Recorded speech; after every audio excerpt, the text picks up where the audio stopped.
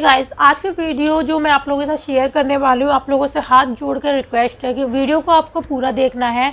आज मैं जो बात आप लोगों के साथ करने वाली हूँ वो आप लोगों की बेटी के लिए और हमारी खुद की बेटी, मेरी खुद की बेटी है, उसके लिए काफ़ी ज़्यादा मतलब सोचने वाली बात है।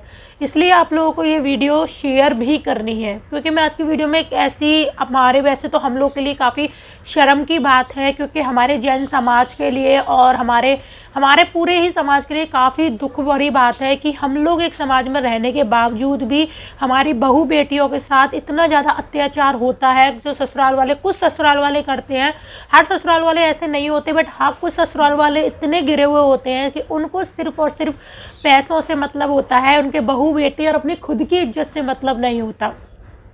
तो आज मैं जो आप लोगों के साथ बहू मतलब भाभी की वीडियो शेयर करने वाली हूँ, दीदी की, तो वो हमारे फिरोजाबाद की है और उनकी 2 बेटियां हैं। एक की शादी हो चुकी है, एक उनके विकलांग है, मतलब विकलांग भी है और काफ़ी ज़्यादा मतलब डिसबैलेंस भी है उनका माइंड भी, और काफ़ी हाथ भी उनके और पैर भी उनके बिल्कुल भी काम नहीं करते। और बहुत ही ज़्यादा दुखद बात मुझे आप लोगों के साथ ये भी शेयर करनी है कि जो कि है ना, मतलब इनके हस्बैंड कोरोना में ख़त्म हो गए थे, तो इनके जो ससुराल वाले हैं वो काफ़ी ज़्यादा परेशान कर रहे हैं। खासकर जो जेठ है ना, वो क्या कर रहे हैं कि जो जेठ है, जो उनके हस्बैंड की राइट है प्रॉपर्टी पर, वो उन्होंने अपने धोखे से नाम करा ली है। और उनको जरा भी तरस नहीं आया कि उन पर कोई भी बेटा नहीं है और उन पर सिर्फ बेटियां हैं, उनको कोई करता धरता भी नहीं है। जिस घर में वो 21 सालों से घर पर रह रही थी, जिस भी घर में वो 21 सालों से रह रही थी, वो तक उन्होंने अपने ही नाम करा लिया है। तो मतलब मुझे कहीं ना कहीं बहुत ही ज़्यादा बुरा लग रहा है इन सब के प्रति देखकर कि हाँ मतलब क्या हो रहा है। मैं आप लोगों से एक रिक्वेस्ट करना चाहूँगी, खासकर जैन समाज से, कि जब भी अपनी लड़की की शादी करो सिर्फ पैसा देखकर शादी मत करो, क्योंकि पैसे से कुछ नहीं होता। इंसान की सबसे मेन जो जड़ है, यानी जिस जड़ है, यानी घर में जो बड़े बूढ़े होते हैं वही पूरे करता धरता होते हैं। घर के जो बड़े बूढ़े बुजुर्ग होते हैं वही करता धरता होते हैं।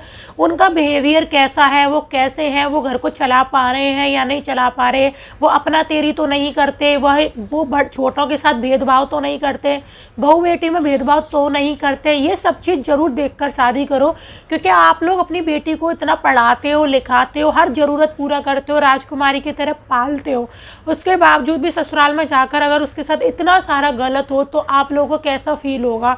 आप लोग शायद बिलीव नहीं कर सकते और माँ बाप पर क्या बीतती है। तो मैं बस यही बोलना चाहूँगी, मैंने बहुत सारे ऐसे घर देखे जो मंदिर में तो पूरे पूरे दिन बैठे रहते हैं, लेकिन घर में बहुओं को बहुत परेशान करते हैं, बहुत ज़्यादा दुखी रखते हैं, बहू बेटियों से, यहाँ तक कि नाती नातिनियों से भी बहस करते हैं, उनको भी देखना पसंद नहीं करते।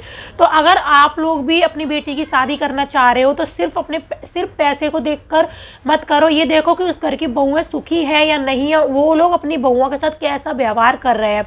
अगर पहले से बड़ी बहुओं को दुखी रह रही है, पहले से बड़ी बहुओं के साथ परेशानी है, बड़े बहुओं को परेशान रखते हैं ससुराल वाले, तो उस घर में तो मैं हाथ जोड़ कर रिक्वेस्ट करना चाहूँगी, उस घर में तो शादी करो ही मत, चाहे वो कितना भी पैसा हो और चाहे वो कितने भी धर्मात्मा हो।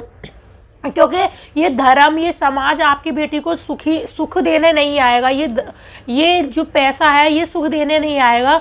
ये अगर आपकी बेटी सुखी है ना तो काफ़ी कम पैसे में भी सुखी रह लेगी, और अगर वो लोग काफ़ी दुखी रखते हैं और पैसा खूब है तो कितना भी पैसा हो वो आपकी बेटी के लिए नहीं है। तो ऐसा घर देखो, अगर उस घर में बहुएं सुखी है तभी अपनी बेटी की शादी करो, पैसा देखकर शादी मत करो। और खासकर बड़े बुजुर्गों को देखकर जरूर शादी करो कि घर के बड़े बुजुर्ग कैसे हैं, क्योंकि करता धरता बड़े ही होते हैं घर में और नींव बड़ों से ही होती है। तो अगर आप लोग जॉइंट फैमिली देख के शादी कर रहे हो तो बड़े बुजुर्गों का बिहेवियर देखो, सास ससुर का, ननद का, देवर का, क्योंकि आपकी लड़की को सिर्फ पति के साथ नहीं रहना, आपकी लड़की को इन सभी सदस्यों के साथ रहना पड़ता है ससुराल में आके। तो इन सब का बिहेवियर आपकी बहू के लिए कैसा है, ये बेटी के लिए कैसा रहेगा, ये सब चीज़ देखो, एक एक चीज़, खासकर बैकग्राउंड जरूर देखकर शादी करो कि इनके बैक में इन्होंने अपने सास के साथ कैसा व्यवहार करा था, इन्होंने अपने बैक में अपनी नंदों के साथ, अपने अपने खुद की सास के साथ, अपने अपने बच्चों के साथ, अपनी खुद की बहुओं के साथ, बड़ी बड़ी बहुएं और भी होती हैं घर में, तो उन लोगों के साथ कैसा व्यवहार कर रहा था, इस सब को देख कर ही आप लोग शादी करो। बहुत सोच समझ के शादी करो, क्योंकि शादी एक ऐसा फैसला है जिसे ज़िंदगी भर निभाना पड़ता है। और अगर आप लोग छोटी सी गलती करते हो तो इसका भुगतान आपके बेटी को भुगतना पड़ेगा ज़िंदगी भर। और वो ज़िंदगी भर कोसती अपने आप को कि मुझे कैसे घर में शादी कर दी। तो मैं बस यही कहना चाहूँगी, पैसा और ये मत देखो कि बहुत धर्मात्मा है, बहुत ज़्यादा अच्छा है, ज़रूरी नहीं है वो आपके साथ और आप समाज के साथ अच्छी तरीके से बात कर रहा है, समाज में बहुत स्टैंडर्ड बन के रह रहा है, तो घर में भी वो अपने बहू बेटियों को सुखी रखता होगा। ज़रूरी नहीं है, क्योंकि कहते हैं ना, ढोंगी पंडित बहुत सारे बन गए हैं, मतलब धर्म में तो बहुत ज़्यादा दिखेंगे लेकिन घर में बहू बेटियों को दुखी रखते हैं। तो इस तरह से आप लोग ज़रूर देखें, तभी जाकर आप शादी करें, अपनी बेटी की तभी बहू बनाएं किसी घर में। अगर उस घर में ऑलरेडी बहुएं दुखी रहती हैं तो ऐसे घर में शादी ना करें, सिर्फ पैसा देखकर और धर्म देखकर। और मेरी जैन समाज से ये विनती है कि कृपया करके आप सिर्फ दावत खाने ना जाएं किसी की शादी में। अगर कोई परेशानी आती है तो उस लड़की का सहयोग करें। और सभी से मेरी रिक्वेस्ट है, और इस वीडियो में अगर मैंने किसी को क्षति पहुंचाई हो, किसी को मैंने गलत शब्द बोल दिया हो या अपशब्द बोल दिए हो, तो मैं हाथ जोड़ के माफ़ी मांगना चाहूँगी, क्योंकि मैं भावनाओं में बह गई थी। और बस आप लोगों से इतना ही बोलना चाहूँगी कि बहू बेटियों की रक्षा करें, बेटियों की रक्षा करें।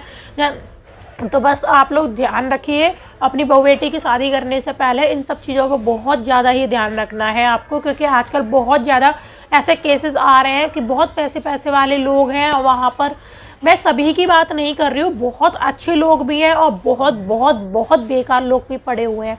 तो चलिए इन दीदी की बात हम सुन लेते हैं कि इन दीदी को किस तरीके से उनके इन लॉज परेशान कर रहे हैं उनके हस्बैंड ख़त्म होने के बाद। प्लीज़ देखिए पूरी वीडियो और शेयर भी कीजिए।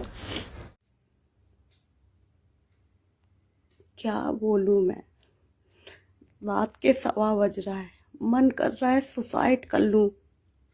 क्यों?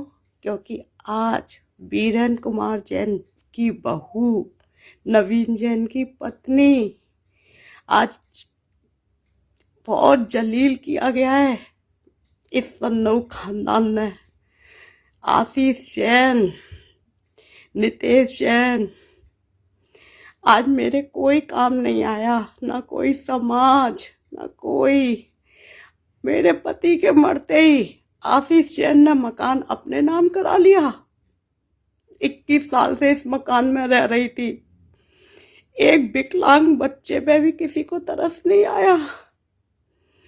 मानसिक रूप से इतनी परेशान हूं ना मैं, आज इतना मन कर रहा है कि मैं मर जाऊं, लेकिन क्या करूं?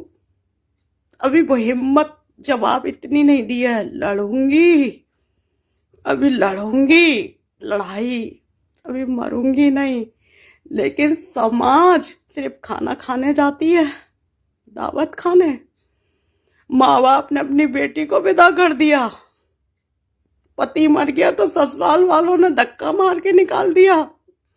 यही है, यही पत्नी मार्शल आर्ट लेकर आया। वाह बेटा वाह, क्या सन्नऊ खानदान है। वीरेन कुमार जी जैन, सन्नऊ वाले, आपने तो बहू बेटी की इज्जत आज भरे चौराहे पे नीलाम कर दी। क्या सन्नऊ खानदान है। मरूंगी नहीं, बहुत मन कर रहा है मेरा मैं सुसाइड कर लूं और बेटी को भी मार दूं, लेकिन नहीं, अभी इतनी जल्दी हार मानने वाली नहीं है। अभी नहीं, अभी नहीं। आज भरी मैं गली में मुझे बेइज्जत किया गया है ना, बहुत गलत करा है। आज आशीष जैन, रानी का बेटा, ड्राइवर, 2 मार्शल आर्ट मुझे मारने पीटने धमकाने आए। 21 साल से जिस मकान में रह रही थी तब कोई नहीं आया। आज मर गया मेरा पति तो मेरा कुछ भी नहीं है। आज मेरे कोई काम नहीं आया, कोई काम नहीं। अभी नहीं मरूंगी मैं इतनी जल्दी।